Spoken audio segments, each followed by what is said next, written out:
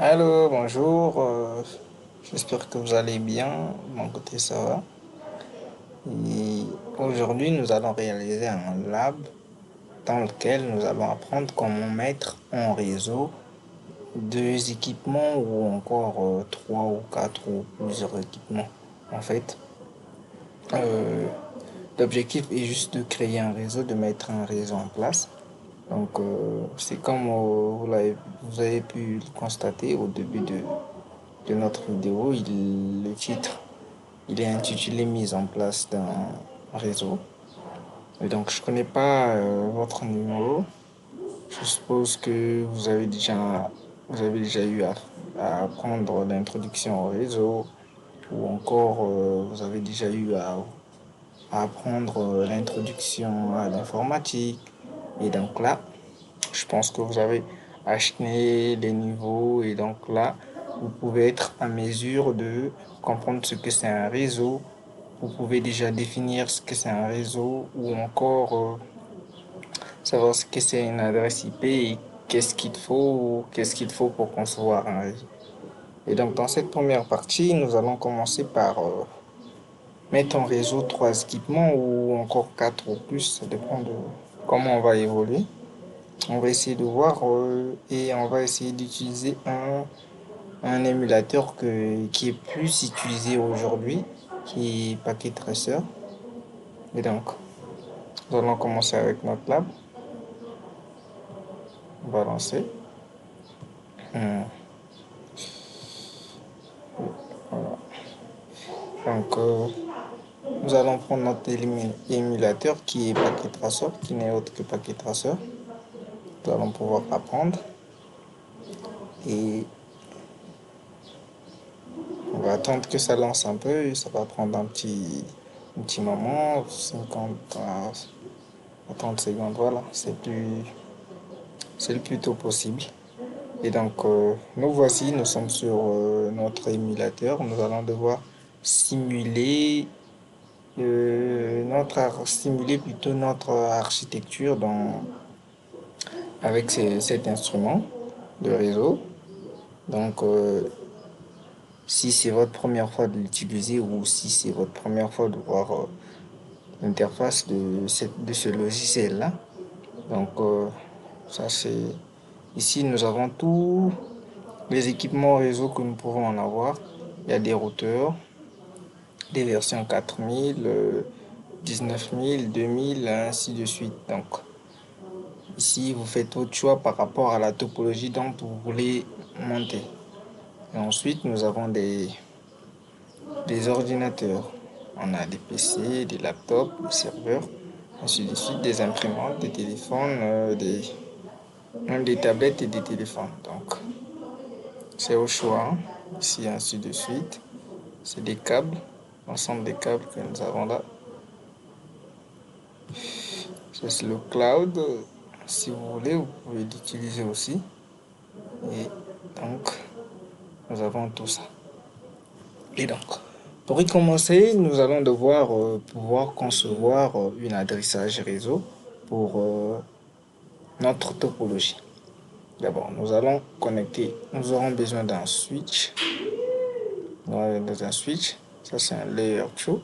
Ensuite, de niveau 2, un 2600. Nous allons la prendre, nous allons la mettre là. Et nous allons prendre un routeur. C'est le routeur de votre choix. Hein. Si vous voulez travailler avec les 2000, les 1200, les 800 ou encore les 4000. Moi, je préfère bien les 4000 parce que je pense qu'elles sont plus puissantes que les autres. Et donc, je peux pouvoir mettre en place, ça c'est mon routeur et ça c'est mon switch. Et après, j'aurai besoin de prendre des machines. Je prends, supposons, une machine. Ou encore, si je veux, je prends deux machines. Je le mets là. Je vais pouvoir faire un routage statique. Et donc, voici. Nous avons pu monter notre topologie. Il nous reste à faire notre adressage réseau. Je pense que vous avez la notion de subnetting mask. Vous, vous avez déjà eu une bonne connaissance en adressage réseau. Parce que si vous n'avez pas ces compétences-là, vous serez contraint de resuivre vos cours et pour se lancer à cette partie-là. Donc, du coup, je vais écrire une page. Je vais prendre une page, je vais écrire comme ça au moins, vous allez pouvoir voir et savoir ce que vous pouvez faire en vous référant de ce que je vais faire. Donc ensuite, je vais devoir prendre des adresses. Je vais prendre une adresse de 192.168.1.0 slash. Je vais le mettre en slash. Si je vais le mettre en slash. Voilà. Je vais le mettre en slash 24. Voilà. Je vais le mettre en slash 24. Donc, pourquoi le slash 24? Parce que je peux avoir des équipements. Je peux avoir un bon nombre des équipements que je peux utiliser. Donc, il suffit de faire des calculs. Vous pourrez vous référer au nombre maximum ou au nombre minimum des appareils que je peux avoir dans mon réseau. Et donc, dans ce réseau-là, c'est un réseau, c'est comme j'ai pris une adresse privée, une adresse non routable sur Internet. J'ai pris une adresse privée. Pourquoi? Parce que je suis dans l'enceinte de l'entreprise. Je simule que ça, c'est des équipements d'une entreprise. Nous sommes à l'intérieur de l'entreprise. Donc, d'où j'ai besoin des adresses privées. Mais ça dépend de la manière dont vous voulez monter votre architecture. Si vous voulez, vous pouvez aussi prendre des adresses publiques ou encore les adresses de votre choix. Donc c'est un peu ça. Pour moi, je préfère plus travailler avec des adresses privées comme je suis dans le local, vu que ça va être un réseau local. Et j'ai juste fait prendre cette plage d'adresse là. Et donc, dans ce réseau-là, je vais pouvoir prendre des sous-réseaux. Et c'est avec ces sous-réseaux-là que je vais pouvoir identifier mes équipements. Donc, ça, c'est un routeur. Donc, à ce niveau, nous devons savoir que ça, c'est plutôt un routeur. Ça, c'est un switch. Nous devons pouvoir savoir que le switch n'est pas capable de lire les adresses IP. Le switch et ou le commutateur est que capable à lire les adresses MAC. Donc lui, il ne comprend pas les langages IP. Il ne comprend pas plutôt les adresses IP. Donc quand vous allez mettre en place un switch, c'est pas pour configurer ensuite le niveau 2 plutôt, c'est pas pour configurer les adresses ici ou encore tout. Et donc on va commencer. Nous allons attribuer à ce routeur là, dans ce réseau là, nous allons attribuer une adresse en ce réseau sur 192.168.1.3. Voilà. Ici 192.168.1.2. Ensuite ici sur le routeur. Ce routeur va servir de quoi? De passerelle. Une passerelle, en anglais, c'est celle qu'on appelle la gateway. Donc, ce routeur-là va servir de passerelle pour ces deux machines. Donc, je prends la première adresse, 192.168.1.1. C'est quand vous voyez, hein, c'est au choix. C'est pas obligatoire de reproduire la même chose.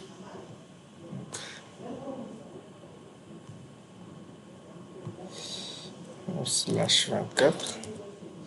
J'aime un peu plus bien faire les choses en ordre. C'est pourquoi je suis la chronologie comme ça.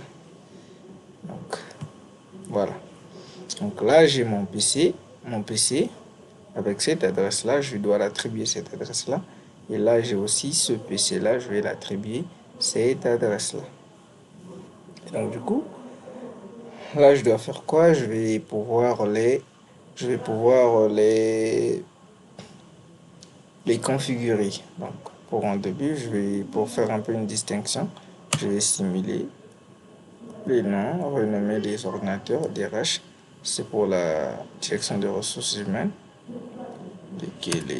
Ça c'est pour le DG. Comme ça, ou si vous voulez, vous pouvez le renommer depuis ici. Switch 1. Et ici, je peux mettre R1. Voilà. Là au moins, vous pouvez voir des instructions sur des équipements. Cela vous permet de vous référer. C'est comme vous voulez. Et donc, je vais commencer à configurer, supposons, mon routeur. Je commence à configurer mon routeur. Si je veux, je peux brancher des appareils, mais j'aime bien configurer d'abord les équipements avant de les brancher. Oui, sur le mode utilisateur. Ensuite, le mode configuration globale. Je vais pouvoir renommer un routeur. Routeur 1. C'est au choix, c'est comme je veux.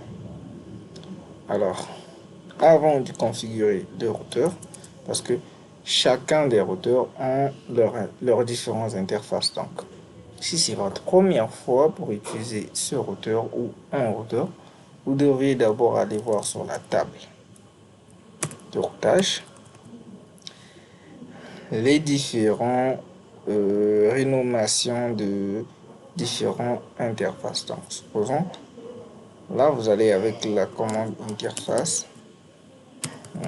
On va aller sur show interface IP ref show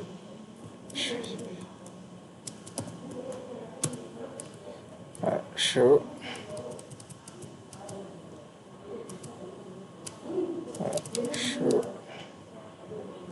interface bref.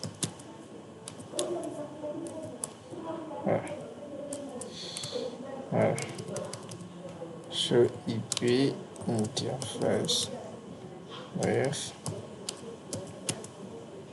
Donc on y va. Et donc là, nous pouvons voir comment se renomment nos différentes interfaces de routeur. Donc là, nous pouvons les configurer vu que nous savions comment ils se renomment. Donc là, je vais prendre, supposons pour la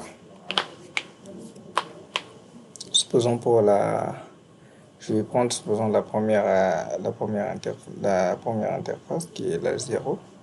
Je vais prendre interface giga 0/0/0. Vous pouvez abréger aussi si vous voulez. Quand même un peu plus aller pas à pas. Ensuite, je vais renommer l'interface par une adresse IP add 192.168.1.1. Ensuite, je dois mettre le masque 255.255.255.255. Qu'est-ce que je fais? 255. C'est le masque en /24. Et donc, nous allons pouvoir l'allumer avec la commande no shutdown. Et c'est bon. On sort. Je vais devoir enregistrer mes configurations. Do write sur la RAM. Ensuite, je vais devoir copier. N'oubliez souvent pas quand vous travaillez avec vos équipements ou dans le réel. N'oubliez souvent pas de sauvegarder parce qu'il peut y avoir des coupures d'électricité ou encore, vous voyez, vous pouvez commettre des erreurs et puis vous arrêtez l'équipement. Au lieu de reprendre le travail à zéro, vous pouvez déjà relancer la machine et la configuration pouvait être là. Et ensuite, vous pouvez aussi la stocker dans la flash, qui est la mémoire morte. Copie running config flash. Je valide. Je vais renommer un nom en fichier, par exemple apk juin et c'est enregistré. Ensuite, je vais venir sur mon switch et quand je constate je constate que le constat avec mon switch, c'est que mon switch est constitué de 24 ports ensuite et un ajout de 2 ports en gigabit Ethernet. Donc c'est au choix, c'est à moi de choisir l'interface où je vais brancher mes équipements. Comme j'ai dit, je fonctionne un peu plus en ordre. Donc je vais commencer avec la première interface. Et qu'est-ce qu'il faut configurer sur ce switch? Sur ce switch, j'ai qu'à configurer le trunk. Et qu'est-ce que je fais? Enable. Config. Je vais renommer d'abord mon switch. Hostname SW1. Donc je vais pouvoir renommer mon switch. J'ai pu le renommer et donc là, qu'est-ce que je fais? Là, qu'est-ce que je fais? Je vais pouvoir configurer une interface en trunk. C'est quoi le trunk? Je propose que vous savez ce que c'est le trunk. Vous savez ce que c'est, à quoi ça sert de configurer une interface en mode trunk. Le mode trunk nous permet de relier plusieurs liens physiques en un seul lien logique. Donc, pour faire passer cette communication-là entre ces équipements-là à ce stade-là, nous allons pouvoir configurer le trunk. Ça. Je prends l'interface first 0/1. Je vais switch port mode trunk et j'entre. Exit. Interface.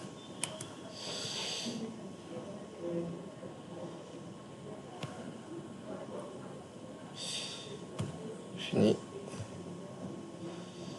Interface. Range. First. Donc, je vais aller pas à pas. First. 0/2. Switch port mode access. Je sors, exit, interface, first, 0/3, switch port mode d'access. Donc, je vais pouvoir mettre des interfaces que je vais connecter avec mes ordinateurs en mode access. Pourquoi en mode access? C'est pour les permettre de communiquer avec tout l'ensemble du réseau. Donc, je vais faire exit, le write pour enregistrer dans la RAM. Donc là, je vais devoir brancher mes équipements. Vous pouvez prendre ce branchement automatique, ça veut dire lui, il connaît tous les câbles qu'il vous faut avec chaque équipement. Donc, on prend, supposons lui, il prend. Donc là, il nous prend un câble droit. Donc automatiquement, il sait que pour la connexion entre le routeur et un switch, il faut un câble droit. Donc là, nous voyons, il nous met un câble droit. Parce que ce sont deux équipements de nature différente. Donc ici, c'est pareil pour le switch et le PC. Donc là, on va aller interface 2, mon switch. Je vais prendre interface et je vais mettre l'interface 3. Ensuite, qu'est-ce que je dois faire au niveau des ordinateurs? Dans ces ordinateurs, je vais pouvoir les donner des adresses IP. Les adresses que nous avons écrites en dessous. Donc là, nous allons les configurer statiquement parce que c'est un routage statique que nous sommes en train de mettre en place. Donc oui, cette machine, nous allons pouvoir l'écrire m'a donné une adresse IP 192.168.1.3 que nous avons. Le subnet mask, c'est ici qu'il faut écrire le mask. Nous savons tous que le /24 est égal à 3 fois 255 par défaut. Parce que l'équipement, il sait que cette adresse-là appartient en classe C. Et par défaut, les adresses IP de classe C ont pour masque 203 fois 255. Ensuite, nous allons écrire la passerelle par défaut. Nous allons écrire la passerelle de ce réseau-là. Et là, c'est la passerelle par défaut. Vous pourrez aussi la laisser, mais vous pourrez aussi la laisser comme vous voulez, mais elle donnera la communication à toutes les passerelles. Donc, nous allons pour notre topologie, nous allons bien spécifier notre passerelle. Je prends, je copie, je mets, ensuite, je mets. J'ai bien pu donner l'adresse à notre première machine. Ensuite, je passe à la deuxième machine qui est la machine du DG. Avec la machine du DG, nous allons pouvoir l'attribuer une adresse. Donc, je prends 292.168.1.2. Et voilà le masque. Et ensuite, je colle. Puis je mets la passerelle. Et ensuite de ça, je vais pouvoir voir la communication dans mon réseau. Parce que là, je viens de les interconnecter. Je vais pouvoir voir la connectivité entre les équipements.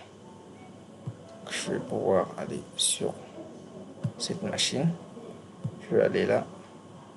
Je vais aller pinguer avec la calée de la commande ping pour 92.168.1.1 pour voir si réellement cet appareil est en communication avec ce routeur.